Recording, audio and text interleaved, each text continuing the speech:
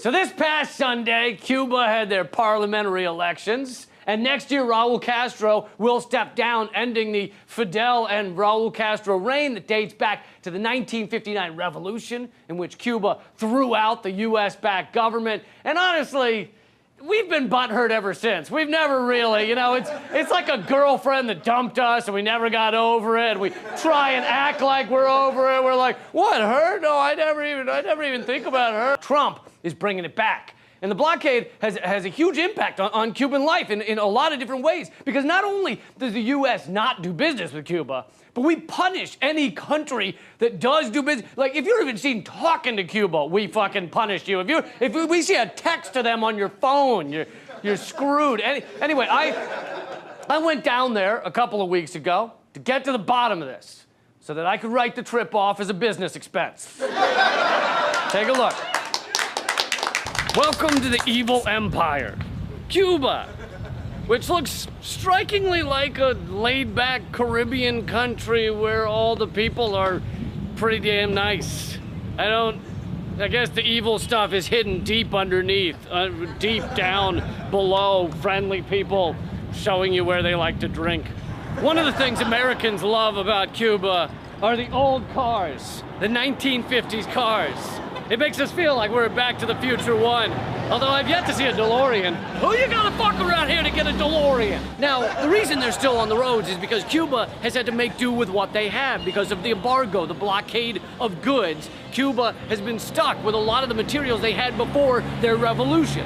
However, this proves that these cars were built to last. Nowadays, everything we own is built to fucking collapse into 1,000 pieces in 2 weeks. This is called planned obsolescence, okay? Economists call it that because economists can't get laid because they talk funny, but in human terminology, it means shit be breaking. Shit be breaking. It's designed to break so that we keep buying and consuming, keep spending money. And also, it's far more sustainable for the planet to keep using the things we have than to just simply throw it all away every 2 weeks. There's been hundreds of CIA attempts on Cuban citizens, Cuban officials. There were many attempts to assassinate Fidel Castro, including such things as giving him exploding cigars. At one point, the CIA wanted to put poisonous fungus in his diving suit. You can't fuck with a man's hobby. That's over the line, man. Nobody tried to screw up Ronald Reagan's movie night at the White House or poison John F. Kennedy's Marilyn Monroe or fuck up Donald Trump's golden nipple clamps. The newly released John F. Kennedy papers that just came out show further proof of Operation Northwoods, where the Joint Chiefs of Staff under Kennedy wanted to create false flag terrorist attacks on US citizens and blame it on Cuba. That got all the way to Kennedy's desk before he told them not to do that shit. So why the anger?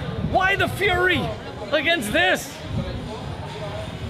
There's far fewer cars on the road than you'd see in a big city in the US. This is no LA traffic or New York traffic.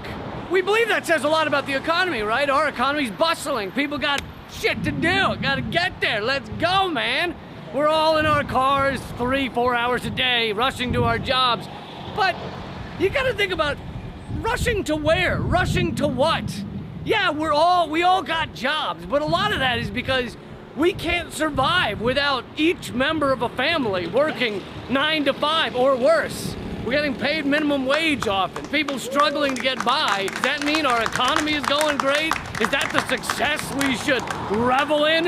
I sit in the car 2 hours a day to get a job that I hate so that I can afford to go to the movies on the weekend. We did it! You may notice that a lot of Havana has cracked buildings and, a lot of buildings that are in need of repair. But in the United States, we're collapsing from the inside out. We may look good on the front. A nice paint job will cover up a lot of pain and misery. You just throw some aluminum siding over that and no one will know the difference. Oh, you worked your entire life for a company that has now stolen your pension? Maybe throw an eggshell white over that.